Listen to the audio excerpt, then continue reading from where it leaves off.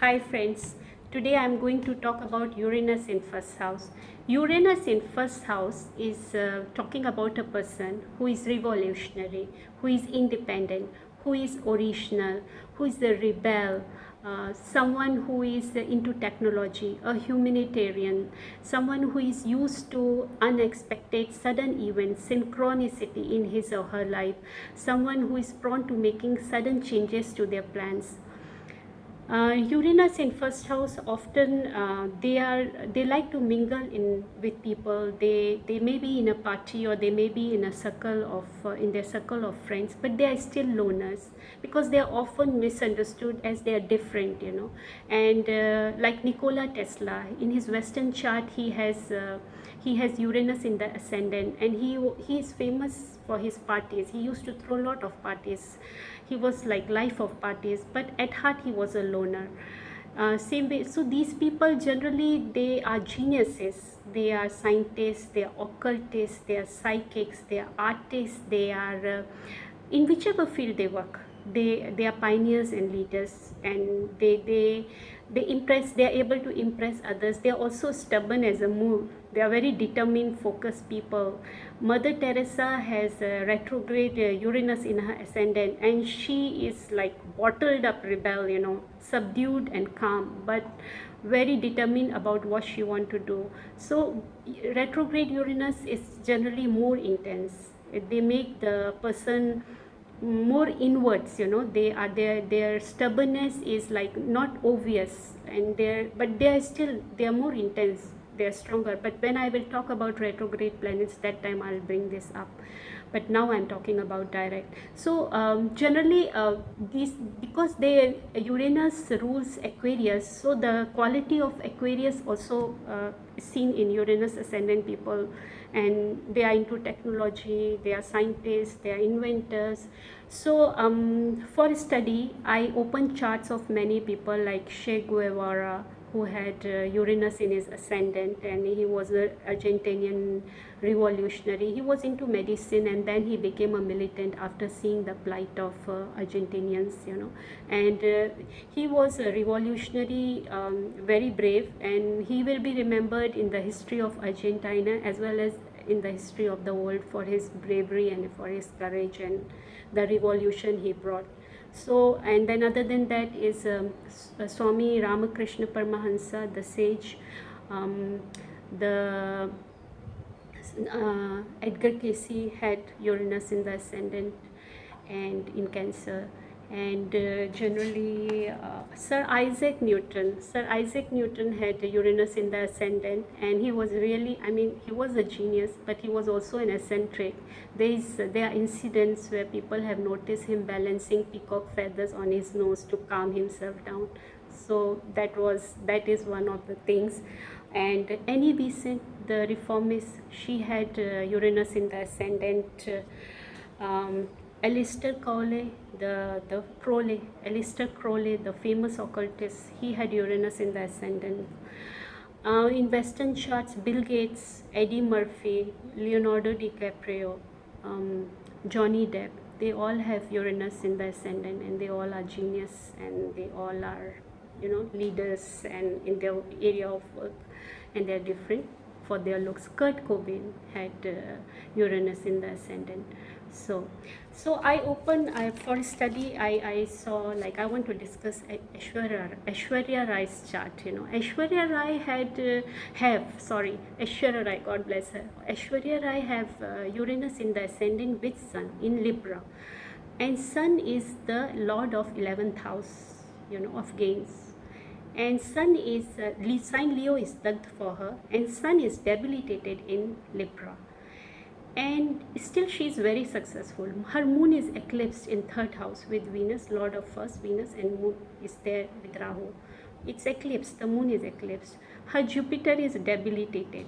So if I do not look at her Uranus, only her Mars is in Aries, in good, very strong Mars in 7th house. So people may call this a Mangal affliction and this and that, but I don't think so. I think she's blessed by planet Mangal.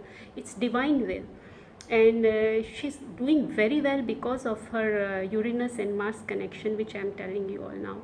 So her Uranus is in Chitra Nakshatra, is Pika, the beautiful divine nakshatra, the supergalactic center, and this gives her ethereal beauty and give her artistic talents.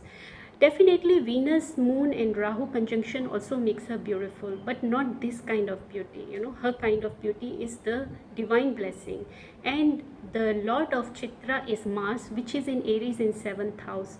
So Mars is also very strong, and 7th house is also house of fame. So this is giving her international fame, and her ethereal beauty and artistic talent all are coming due to this Uranus being in the ascendant.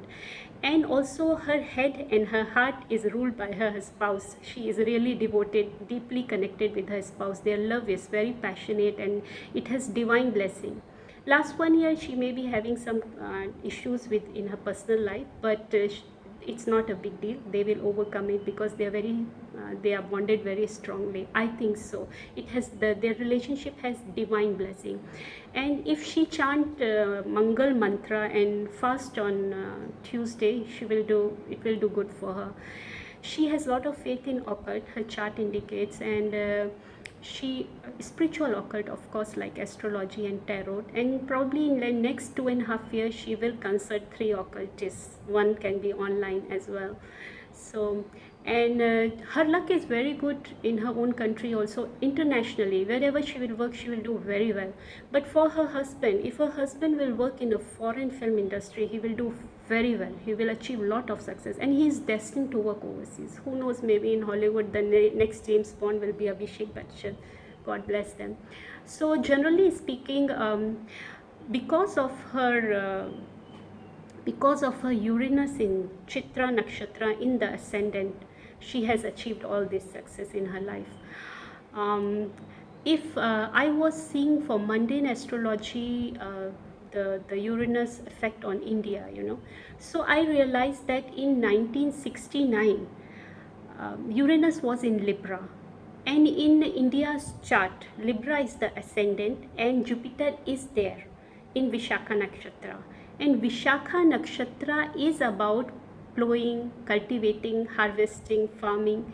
And when Uranus transited there, Indira Gandhi, Prime Minister during that time, she started the Green Revolution, which was about agricultural development. So that revolution, Green Revolution, was 100% successful because India became #1 country in the world for agricultural country in the world, #1 agricultural country in the world, and it started exporting grains overseas. So and Indira Gandhi have Libra in her 7th house, and as Uranus was transiting, Uranus was aspecting the 10th house of her profession. So this is one thing. And also I have noticed whenever Uranus come together with Jupiter, conjunction or through aspect, the revolution which takes place is always for the benefit of society, for mass escalation, and the effects are long lasting, like French Revolution in 1789, like Greece Revolution in 1821, and in 1776 USA declared independence, and first they signed their first independent constitution. Also in 1969 Uranus and Jupiter were conjunct in Virgo, and in the Apollo 11, the first device which carried 3 astronauts to moon. Neil Armstrong, Collins, and I think Buzz, 3 of them. Alistair. Neil Armstrong, sorry, I forgot the name of one person. Collins and Buzz Aldrin. 3 of them went to moon on Apollo 11, and the Apollo 11 landed on moon on 20th of July 1969. It was supposed to bring them back safely as well. And in USA chart, Virgo is in 10th house and Saturn is there. And 24th July they came back from moon. The flight was very not flight, their trip to moon was successful and they came back home safely. They said the moon does smell very pungent like gunpowder, but the properties of gunpowder and moon dust is really different. God only knows why it smells the same pungent smell moon dust has. Just for your info, because I know about it. So basically this is it. The Uranus and Jupiter conjunction or aspect effect, and Uranus in first house I have explained already.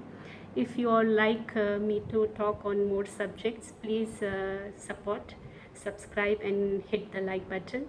Thank you. God bless you. Bye bye.